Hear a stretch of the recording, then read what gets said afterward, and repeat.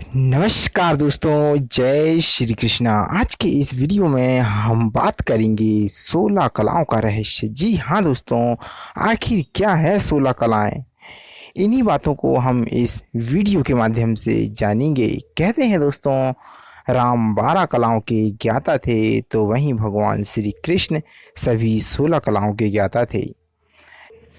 16 श्रृंगार के बारे में भी आपने सुना होगा। आखिर ये 16 कलाएं क्या हैं? उपनिषद के अनुसार 16 कलाओं से युक्त व्यक्ति ईश्वर तुल्य हो जाता है। आपने सुना होगा कुमति, सुमति, विक्षित, मूर्छित, मूर्छित, जागृत, चेतन, अचेत आदि ऐसे शब्दों को जिनका संबंध हमारे मन और मस्तिष्क से होता है। जो व्यक्ति मन और मस्तिष्क से अलग रहकर बोध करने में लगता है, वही 16 कलाओं में गति कर सकता है। आइए दोस्तों, जानते हैं चंद्रमा की 16 कला के बारे में। जी हाँ दोस्तों, कहते हैं अमृत, मंदा, पुष्प, पुष्टि, तृष्टि, ध्रुति, शासनी, चंद्रिका, क्रांति, ज्योत्सना, श्री, प्रीति, अंगदा, पूर्णा, पूर्णमृत, इसी को प्रतिपदा, दूज, एकादशी, पूर्णिमा आदि भी कहा जाता है। उपरोक्त चंद्रमा के प्रकाश की 16 अवस्थाएं हैं। इसी तरह मनुष्य के मन में भी एक प्रकाश है। मन को चंद्रमा के समान ही माना गया है, जिसकी अवस्था घटती और बढ़ती रहती है। चंद्र की इन 16 अवस्थाओं से 16 कला का चलन हुआ। व्यक्ति का देह को छोड़कर पूर्ण प्रकाश हो जाना ही प्रथम मोक्ष है। कहते हैं दोस्तों, मनुष्य मन की 3 अवस्थाएं, प्रत्येक व्यक्ति को अपनी 3 अवस्थाओं का ही बोध होता है: जागृत, स्वप्न और सुषुप्ति। क्या आप इन 3 अवस्थाओं के अलावा कोई चौथी अवस्था जानते हैं? जगत 3 स्तरों वाला है। एक स्थूल जगत, जिसकी जनश्रुति जागृत अवस्था में होती है। दूसरा सूक्ष्म जगत, जिसका स्वप्न में अनुभव करते हैं। और तीसरा कारण जगत, जिसकी अनुभूति सुषुप्ति में होती है। दोस्तों, 3 अवस्थाओं से आगे 16 कलाओं का अर्थ संपूर्ण बोधपूर्ण ज्ञान से है। मनुष्य ने स्वयं को 3 अवस्थाओं से आगे कुछ नहीं जाना है, न समझा है। प्रत्येक मनुष्य में ये 16 कलाएं सुप्त अवस्था में होती हैं, अर्थात इसका संबंध अनुभूत यथार्थ ज्ञान की 16 अवस्थाओं से है। इन 16 कलाओं के नाम अलग अलग ग्रंथों में भिन्न भिन्न मिलती हैं। आइए दोस्तों, जानते हैं इन 16 कलाओं के नाम अलग अलग ग्रंथों में अलग अलग प्रकार से जो मिलती है, उसी के बारे में जानते हैं। जैसे कहा जाए तो अन्नमया, प्राणमया, मनोमया, विज्ञानमया, आनंदमया, अतिशयनी, विप्रिनाभिमी, संक्रामिमी, प्रभवी, कुंथनी, विकासिनी, मर्यादिनी, संहालादिनी, आहादिनी, परिपूर्णा और स्वरूपस्थि। इसके अलावा अन्यत्र की बात की जाए तो श्री, भू, कीर्ति, इला, लीला, क्रांति, विद्या, विमला, उत्कर्षणी, ज्ञान, क्रिया, योग, प्रभावी, सत्य, ईशना और अनुग्रह है। और कहीं पर प्राण, श्रद्धा, आकाश, वायु, तेज, जल, पृथ्वी, इंद्रियां, मन, अन्न, वीर, तप, मंत्र, कर्म, लोक और नाम को कलाओं का रूप दिया गया है। इसके अलावा दोस्तों, कलाएं दरअसल बोध प्राप्त योगी की भिन्न भिन्न स्थितियां हैं। बोध की अवस्था के आधार पर आत्मा के लिए प्रतिपदा से लेकर पूर्णिमा तक चंद्रमा के प्रकाश की 16 अवस्थाएं ली गई हैं। अमावस्या ज्ञान का प्रतीक है, जो पूर्णिमा ज्ञान का है,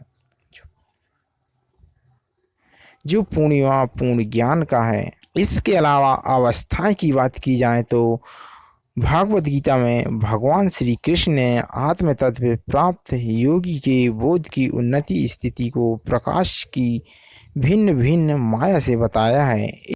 इसमें अग्नि ज्योतिर्बोध की 3 प्रारंभिक स्थिति और शुक्ल षडमासा उत्तरायण की 15 कला शुक्ल पक्ष की 1 हैं। इसमें आत्मा की 16 कलाएं हैं। दोस्तों, आत्मा की सबसे पहली कला ही विलक्षण है। इस पहली अवस्था या इससे पहली की 3 स्थिति होने पर भी योगी अपना जन्म और मृत्यु का दृष्टा हो जाता है और मृत्यु भय से मुक्त हो जाता है। अग्नि ज्योतिरः शुक्लः षष्ठमासा उत्तरायणम तत्र प्रयातः गच्छन्ति ब्रह्म ब्रह्मविदो जनाः। अर्थात जिस मार्ग में ज्योतिर्मय अग्नि अभिमानी देवता हैं, दिन का अभिमानी देवता, शुक्ल पक्ष का अभिमानी देवता और उत्तरायण के 6 महीनों का अभिमानी देवता, उस मार्ग में मर कर गए हुए ब्रह्मवेत्ता योगीजन उपयुक्त देवताओं द्वारा क्रम से ले जाए जाकर ब्रह्म को प्राप्त होते हैं। इसके भावार्थ की बात की जाए तो श्री कृष्ण कहते हैं, जो योगी अग्नि ज्योति दिन शुक्ल पक्ष उत्तरायण के 6 माह में देह त्यागते हैं, अर्थात जिन पुरुषों और योगियों में आत्मज्ञान का प्रकाश हो जाता है, वह ज्ञान के प्रकाश से अग्नि में ज्योतिर्मय दिन के समान शुक्ल पक्ष की चांदनी के समान प्रकाश में उत्तरायण के 6 माहों के समान परम प्रकाश में हो जाते हैं। अर्थात जिन्हें आत्मज्ञान हो जाता है। आत्मज्ञान का अर्थ स्वयं को जानना या देह से अलग स्वयं की स्थिति को पहचानना होता है। दोस्तों, इसके विस्तार की बात की जाए तो कहते हैं, अग्नि बुद्धि सतोगुणी हो जाती है और दृष्टा साक्षी स्वभाव विकसित होने लगता है। ज्योति की बात की जाए तो ज्योति के समान आत्म साक्षात्कार की प्रबल इच्छा बनी रहती है और दृष्टा एवं साक्षी स्वभाव ज्योति के समान गहरा हो जाता है। अहम की बात की जाए तो दृष्टा एवं साक्षी स्वभाव दिन के प्रकाश की तरह स्थिर हो जाता है। 16 कला 15 कला शुक्ल पक्ष प्लस 0 उत्तरायण कला 16 है। दोस्तों, बुद्धि का निश्चयात्मक हो जाना, अनेक जन्मों की सुधि आने लगती है, चित्त वृत्ति नष्ट हो जाती है, अहंकार नष्ट हो जाता है,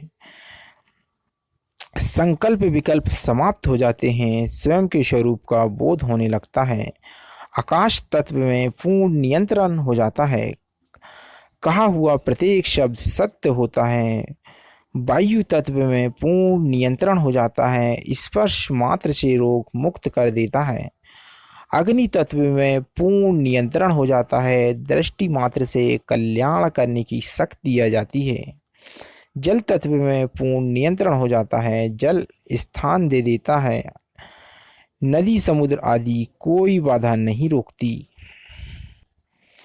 इसके अलावा पृथ्वी तत्व में पूर्ण नियंत्रण हो जाता है, हर समय देह से सुगंध आने लगती है, नींद भूख प्यास नहीं लगती, जन्म मृत्यु स्थिति अपने अधीन हो जाती है, समस्त भूतों से एक रूपता हो जाती है और सब पर नियंत्रण हो जाता है, जड़ चेतन इच्छा अनुसार कार्य करते हैं, समय पर नियंत्रण हो जाता है, देह बुद्धि रुक जाती है अथवा अपनी इच्छा से होती है, सर्वव्यापी हो जाता है, एक साथ अनेक रूपों में प्रकट हो सकता है, पूर्णतः अनुभव करता है, लोक कल्याण के लिए संकल्प धारण कर सकता है। दोस्तों, कारण का भी कारण हो जाता है अथवा अव्यक्त अवस्था है। उत्तरायण कला अपनी इच्छा अनुसार समस्त दिव्यता के साथ अवतार रूप में जन्म लेता है, जैसे राम कृष्ण यहाँ उत्तरायण के प्रकाश की तरह उसकी दिव्यता फैलती है। दोस्तों, 16वीं कला पहले और 15वीं को बाद में स्थान दिया है, इससे निर्गुण सगुण स्थिति भी स्पष्ट हो जाती है। 16 कला युक्त पुरुष में व्यक्त अव्यक्त की सभी कलाएं होती हैं, यही दिव्यता है। हर हर महादेव। दोस्तों, मैंने संतों के मुख से सुना है कि जब राम कृष्ण दो एक हैं तो फिर इनकी कलाओं में अंतर कैसे आ सकता है, क्योंकि जब कृष्ण 16 कलाओं से परिपूर्ण है तो राम जी भी 16 कलाओं से परिपूर्ण हैं। अंतर बस इतना है कि भगवान श्री राम ने अपने आप को मर्यादा पुरुषोत्तम होने के नाते अपनी 4 कलाओं को उजागर होने ही नहीं दिया। भगवान श्री कृष्ण ने अपने पूरे जीवन में भगवत्ता का उदाहरण पेश किया था। भगवान श्री कृष्ण ने कितनी बार कहा है कि मैं ही भगवान हूँ, मेरी शरण में आओ, मैं तुम्हें मुक्ति दूंगा। दोस्तों, यदि भगवान श्री राम 16 कलाओं से परिपूर्ण नहीं होते तो उनके नाम के साथ रामचंद्र कभी नहीं जुड़ता। इसलिए दोस्तों, हमें राम कृष्ण में अंतर नहीं करना चाहिए।